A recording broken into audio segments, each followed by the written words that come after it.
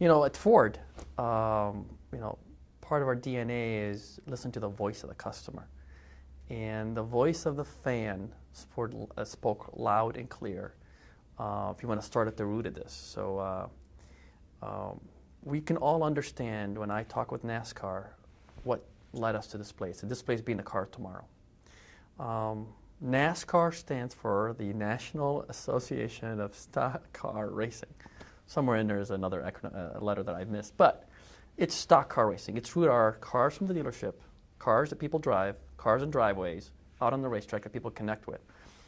But over the years, the needs for safety, the escalation in speed, and all that brings with it has driven these cars to be more amorphous, more aimed at high-speed racing. And bit by bit, the brand identity, the uniqueness of each of the cars has been, sub-optimized to other factors. Come to the car tomorrow, whereby all the cars are, by intent, to be the same. Really was the final act whereby the voice of the fans have spoken that they want to see their brands back, they want to see their cars back, they want to see their Ford, they want to see their Chevys.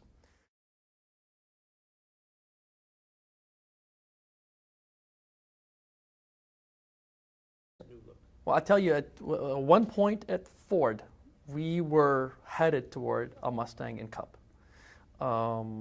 because we saw the success, the response, the reaction, and the success of the experiment, so to speak, to bringing in a uniquely branded, brand-identified vehicle. That's our Mustang, yet have competitive parity on track. And given the iconic nature of Mustang, and given the response that we got from an added audience that previously didn't watch NASCAR, which is the Mustang buff books and enthusiast, we felt that, hey, if we got all that reaction in Sprint Cup, in Nationwide, could you imagine what we can garner in Sprint Cup, which is the elevated top-level racing in NASCAR? So it was a real consideration for us. But then through due diligence, which is the great thing we do at Ford, through due diligence, we decided that Fusion is an equally important platform and brand for us. It is at the heart of our mid-size offerings to families in America, and it's done very well, successfully in the sport. And we were working in the next generation Fusion that we as a team, when we looked at, instantly led us to believe, given its sporting lines, its profile, and its stunning look, it could really be a natural be in Sprint Cup, a true race version of the street car. So we were convinced internally that Fusion could be and could persist. So effectively, what we ended up with, two important brands representing our vehicles in NASCAR instead of having one.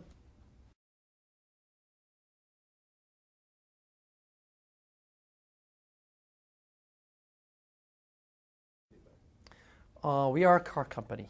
I know NASCAR is such a scale of an event whereby a lot of sponsors come in for their specific needs, in many cases for awareness or for drive higher consideration. But I consider Ford and the manufacturer's role more of a partner in the sport rather than a sponsor. And when you're a partner, as we rightfully belong, because we are a car company in a car racing platform, that we have to, our products and our brands need to be properly and uniquely identified. And the sport started with fans cheering for their favorite Fords and their favorite Chevys and their favorite Dodges going around. We see the magic what NASCAR is today, built on 4 or 5 decades of that, and it is part of the magic.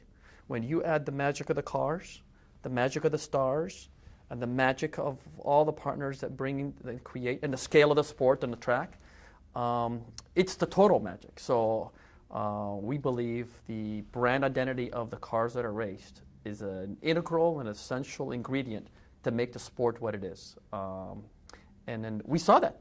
We saw that at its zenith, and we saw that the diminished interest and the disengagement of the fan when they were unable to distinguish a Ford from a Chevy on the track.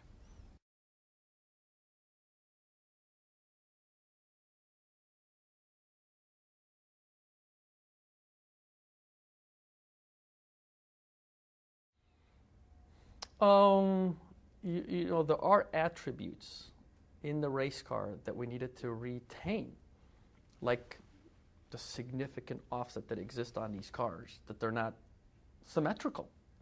Yet when you design production cars, they're intended to be symmetrical, and the lines are intended to be symmetrical on the left side and the right side. And so, retaining the offset that's needed in these bodies, yet bringing in the design cues and the design lines that you need from the production car was a skillful art that was accomplished by our designers. So there is the task of representing in the race car what is truly on a production car, yet realizing that that car has race purposes that isn't evident in the production car. So that's one challenge, and I think the other challenge is just kind of the patience, because here we are in 2011 working on 2013, and we just didn't want to get people lathered up and excited, especially the fans, about 2013 when we have a full reason of 2012 to race. So I think a little bit of the impatience is that once you see the 2013 car, now what's going to happen in 2012? So. But I think we're excited about having a great season 12 and getting ready for 13.